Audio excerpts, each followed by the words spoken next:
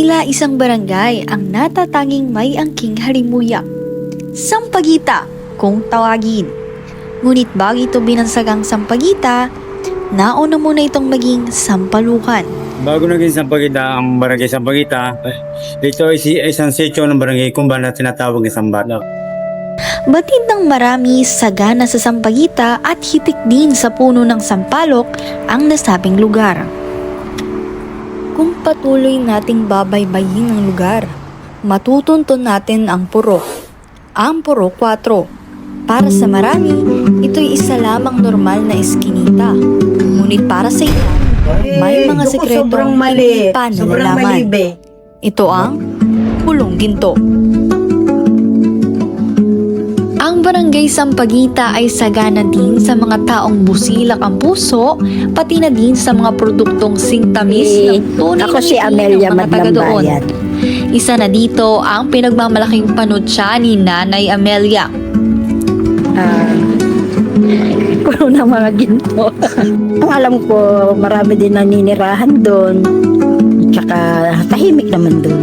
Sa sintang barangay ng Sampaguita, hindi mo lubos sa akalain na may tinatagong hiwaga, silak ang nasabing eskinita.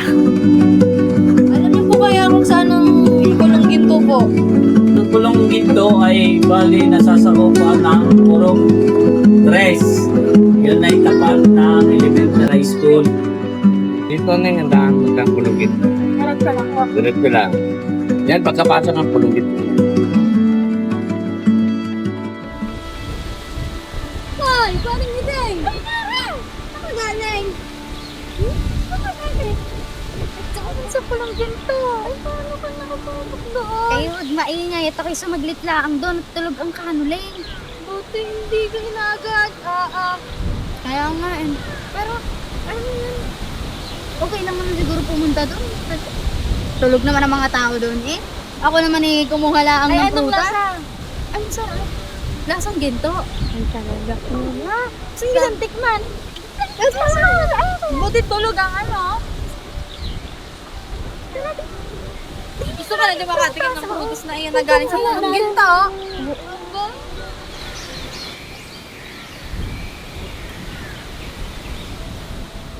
Ay, kasarap naman sadya ng prutas doon sa Pulong Ginto. Ay, kasi sabi magugulo daw doon ng pamilya. Ay, nga narinig ko rin yung isang araw na nagsisigawan sila. Abi, balita sa nayo nag-iyon sa Pulong Ginto. Ano masasabi ninyo? Kaso lang, ay sila yung pamilya. Teka, ay sila yung nag-aaway-away. Wala, bahala na yan. Basta pamilya. matamis ang kanilang prutas. Kaya nga, ayun na lang ang ating intindihin. Pinagmamalaki. Oo. Eh, siya, tara na. Tayo magsi-uwi na. May mga sikreto nga bang kailangang mabunyag? O mga impormasyong dapat ilathala?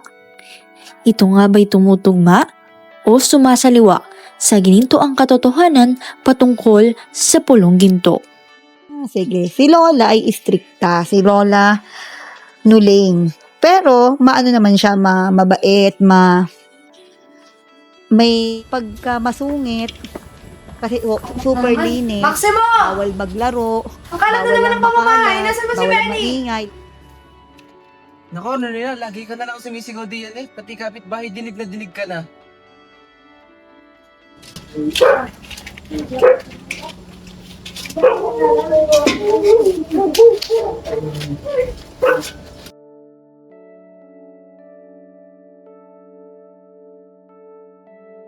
Maximo! Ang kalat-kalat dito. Hindi na naman kayo naglinis.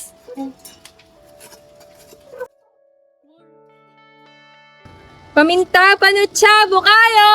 Paminta, panutsa, bukayo! Tayo. Maya mo na, pumasok tayo.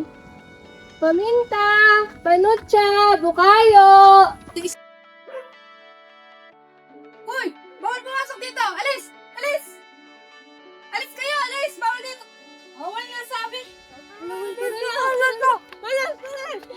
Batid ni Tatay Benny ang iba't ibang katangian ni Lolo Maximo. Aniya, na naging driver ng isang Medrano noon sa gawa ng Kulambo sa Sampaguita, si Lolo Maximo noong kapanahunan.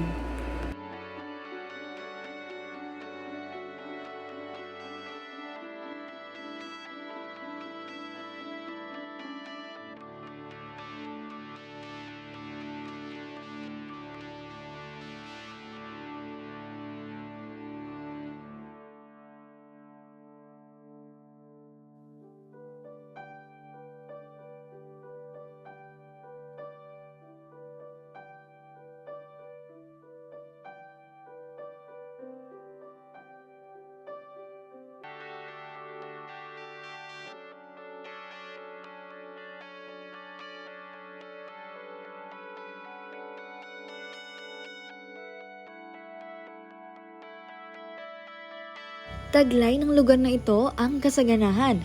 Mga prutas na hinog sa init at lambing ng araw. Mga gulay na umuusbong mula sa lupang hitik sa sustansya. At sari-saring halaman ang nakatanim dito. Ngunit higit sa anumang tumutubo rito, sagana rin ang pulong ginto sa pagmamahal at malasakit sa taong naninirahan dito. Ay, kamusta ka? Pagkakain mo yan eh? Ay, oo nga. Ay, gusto. Ano, tinapay. Gusto mo Ay, kakatapos ko lang magmerienda. mamaya na. Pagtapos ko din eh. Uy, mga mare, kamusta ka kayo? Uy, hindi na nakakalabas. Eh, napalitaan na kayo sa napagawa ng tatay nila, yung bagong proyekto nila sa barangay namin. Ay, nabalitaan ko nga yun. Ito, parang bago. Ay, talaga namang ipagbabalang ng taga-pulong ginto, lalo na sa pagita. Ang tunay, alam ko, kayo pumunta sa linggo, kayo sumimba. Alas 7 ha, kayo aasahan ko. Siya ako'y mauna na. Pupunta kami. Ingat Ano ha. na? At ang aming agenda naman noon ay kami ay nag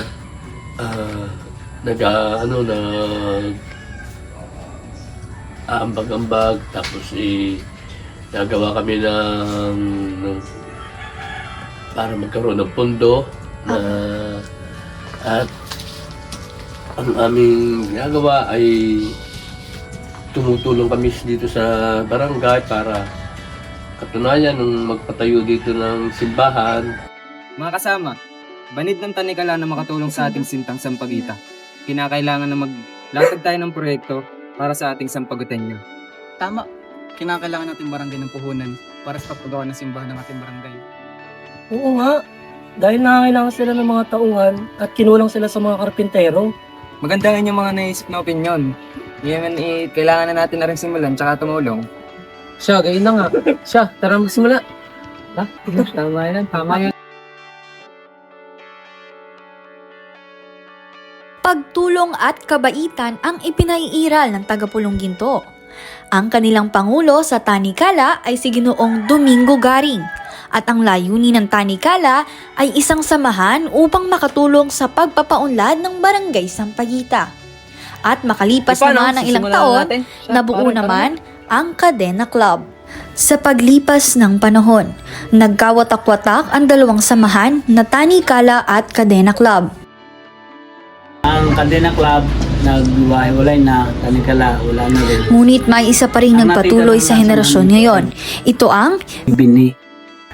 patuloy pa rin pagbibigay tulong tuwing Pasko at nagdadagsaan ng mga tao sa barangay hall upang tumanggap ng alay galing sa binhi tulad ng laruan para sa mga bata at mga relief goods para sa pamilya. Pangalan ang unang itinatanong para malaman ang pagkakakilanlan. At sa kabila ng maraming pagkakahulugan sa tinaguriang pulong ginto, marami pa rin ang sumasagi sa isipan ng mga tao. Kung bakit nga ba ito ang bansag sa pulong iyon? Ang mga lokal sa eskinitang iyon ay namulat at maigting ang paniniwala sa pananampalataya. Sa pulong ginto matatagpuan ang tinatawag na Santuario na kung saan sumasamba ang mga Rizalista. Si Lola Arnolina ang pinakamatandang Rizalista noong kapanahunan nila at dahil sa kanya lumaganap ang relihiyon na Rizalista sa kanilang pulo. Dinadayo ng iba't ibang tao mula sa iba't ibang lugar upang mag-alay sa Santuario.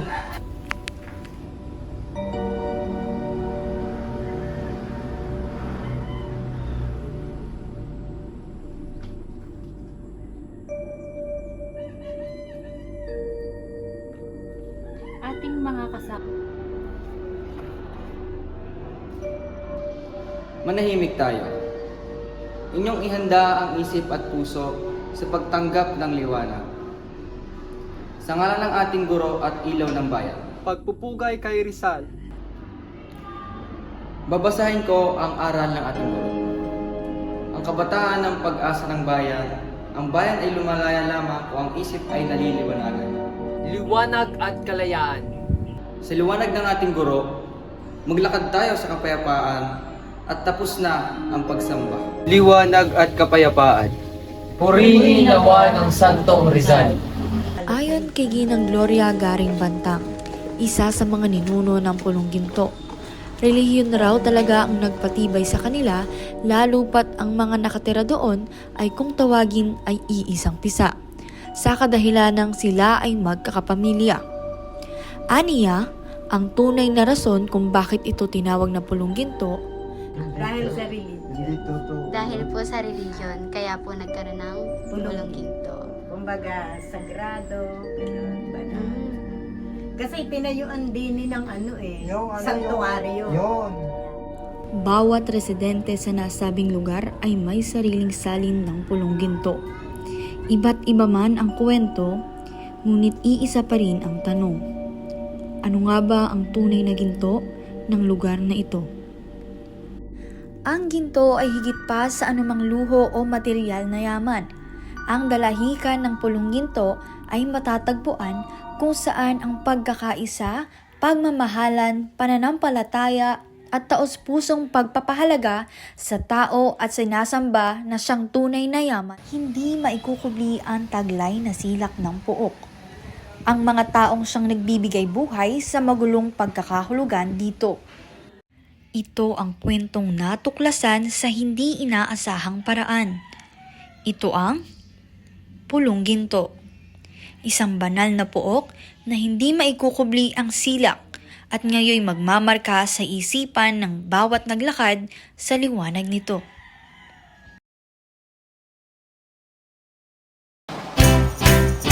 Isang araw, nagmamaneho sa bahay. Ito ba yung Pulong Ginto? Ito na po ba yung Pulong Ginto? Babaeng sasakit ng ganda. Sinundan ko ang kotse sa kanya. Hindi ko nakitang may dumarating pala. Hindi ko naiwasan, kami bigla nagkabanggaan. Magkamalay Mula sa aming gym, papunta sa gym. Nasikaso ng Magandang araw aking mga kabarangay. Narito po may bisita po tayo sa ating barangay ng mga bata na nag-aaral sa ating sa Batangas State University. At ako natutuwa sa ginawa nilang survey o pagsalikip sa ating barangay na may pagkupuri sa atin. Kaya naman ako mga kabarangay, maraming salamat. Asahan po ninyo na gaya ng sinasabi ko, huwag niyo akong pababayaan at kayo naman ay aking alagaan. At palagi ko sinasabi, basta sama-sama, kayang-kaya. Mahal ko pa rin lahat ang mga barangay. akin kung ako'y dito na. Basta't ikaw ang lagi kong kasama. Kaya ale, nasa langit na ba ako?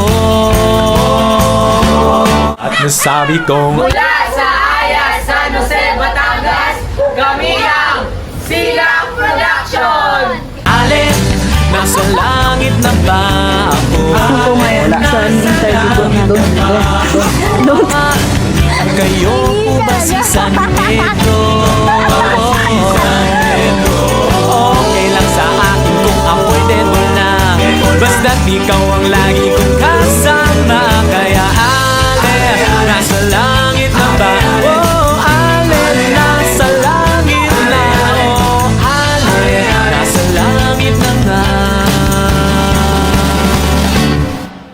ako.